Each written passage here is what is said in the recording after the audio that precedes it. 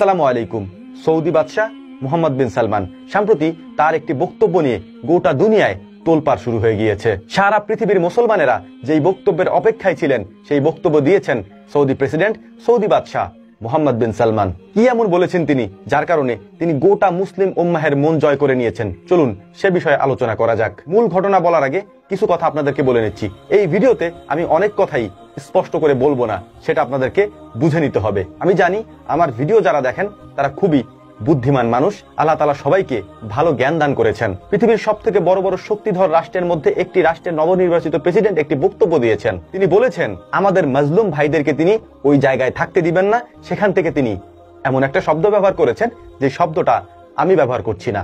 এটা আপনাদেরকে বুঝে নিতে হবে। এই বক্তব্যের পরিপ্রেক্ষিতে একটি কঠোর বার্তা তাদেরকে দেওয়া উচিত ছিল।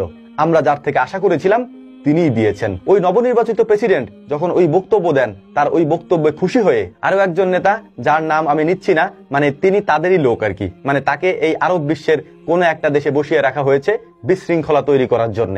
তিনি বললেন তাদের যদি এতই মায়া হয় তারা যেন সৌদি আরবে তাদের এই ভাইদেরকে, মানে তার কথা মতে তাদের এই তথাকথিত ভাইদেরকে সৌদি আরবে নিয়ে রাখেন। এই কথার পরিপ্রেক্ষিতে মোহাম্মদ বিন সালমান যে বক্তব্য দিয়েছেন সেই বক্তব্য গোটা মুসলিম বিশ্বের মুসলমানদের হৃদয় জয় করে নিয়েছে। তিনি বলেছেন এই আরবে আবু লাহাব, আবু জাহেল, উতবা, সাইবারা ছিল। তারা বিশৃঙ্খলা তৈরি করতে চেয়েছিল এই আরব ভূখণ্ডে। আমরা তাদেরকেই এখান থেকে বিতাড়িত করেছি। পৃথিবীর এমন কোন শক্তি নেই যারা আরবের এই ভূখণ্ডে বিশৃঙ্খলা তৈরি করতে পারে। আমরা এতদিন চুপ ছিলাম, কিন্তু ভবিষ্যতে আমরা আর চুপ থাকবো না। আমরা প্রতিটি বিশৃঙ্খলাকারীদেরই জবাব দেওয়ার সক্ষমতা রাখি এবং আমরা সেটা করব। তার এই বক্তব্যগুলি আমার ভাষায় হয়তো অতটা জ্বালাময়ী ছিল না।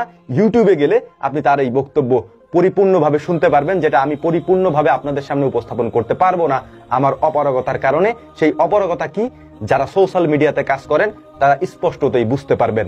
অতএব এই বিষয়গুলি যদি আপনার জানতে হয় ইউটিউব থেকে আপনি জেনে নিতে পারেন। মোহাম্মদ বিন সালমান সম্পর্কে অনেক ধরনের বক্তব্যই অনেক সময় আমরা শুনতে পেয়েছি, তবে তার এই সমুচিত জবাবটা এই সময় দেওয়াটা খুবই গুরুত্বপূর্ণ ছিল মুসলিম উম্মাহের জন্য এবং আরব বিশ্বের জন্য।